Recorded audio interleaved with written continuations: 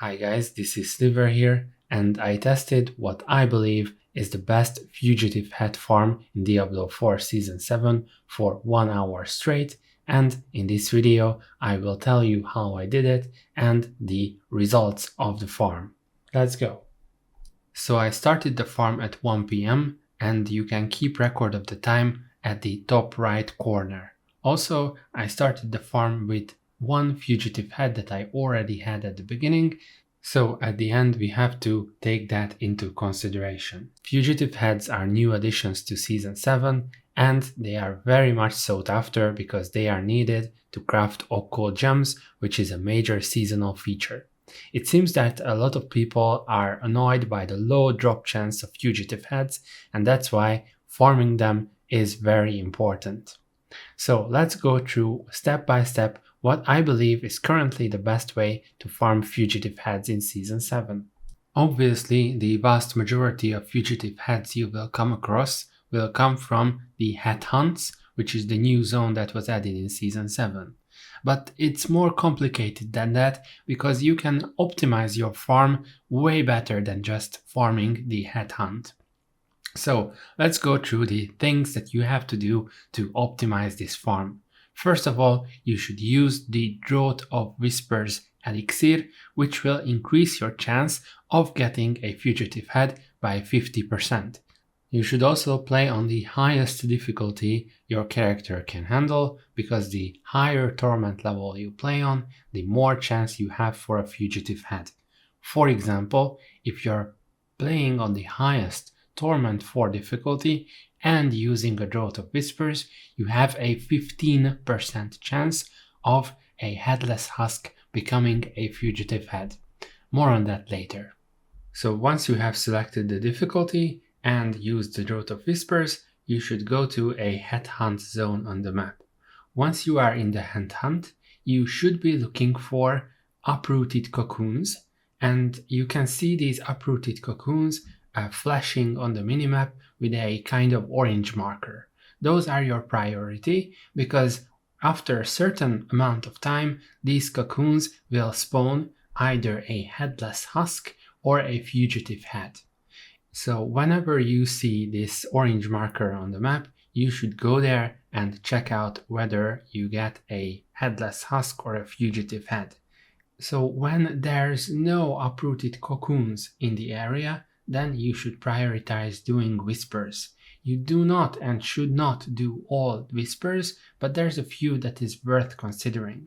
There is a whisper that's called the Harvest, which will only have you kill 100 enemies in the area, collect some motes that they drop when they die, and bring those motes to a container. And you will get 3 green favors after this. So this is the ones that's always up and always worth doing, besides the one where you have to kill the Headless Husk or Fugitive Head. In addition to that, you can do multiple other whispers, such as killing head rotten enemies or killing enemies with the patrolling guard, but those are situational ones, you don't have to do them. It is extremely important that when you complete a whisper objective, so not when you turn in your green favors to the tree, but when you complete the objectives, exposed roots will spawn around you. You can click on these exposed roots and then a bunch of random things can happen. It's also very important to not click on any of these roots while there is an uprooted cocoon, so while there is a Headless Husk or Fugitive Head being spawned.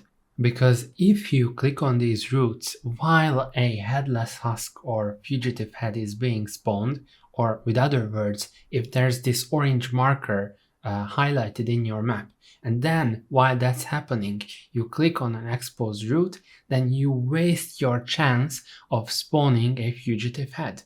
So only click on these exposed roots if the Headless Husk or Fugitive Head is not spawning at the same time. So when you see an exposed root, you always have to check whether there's an event going on right now, and if there is not, then you should click on the roots and you will have a chance of summoning a Fugitive Head. If there's no more useful whispers to complete in a zone, and if there's no uprooted cocoons, then you should move to another zone of the headhunt. And you should repeat this process until you see a zone where you don't have any major whispers. Then you should stay at that zone and try to look for exposed cocoons. I do not recommend using root holds for farming because I would say that requires a lot of time and it doesn't reward you with fugitive heads very often. And now let's move on to the results of the 1 hour farm. So I did this farm that I just explained for 1 hour between 1 p.m. and 2 p.m.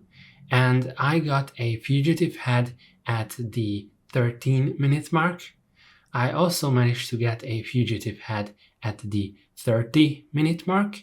And lastly, I also managed to get a fugitive head at the 53rd minute mark.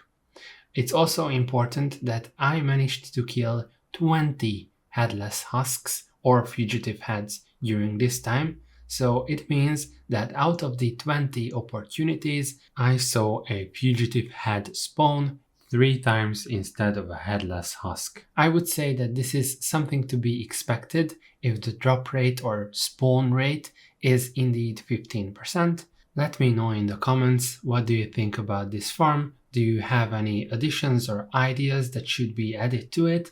And how successful you've been farming this for fugitive heads. Thank you for watching and see you guys next time.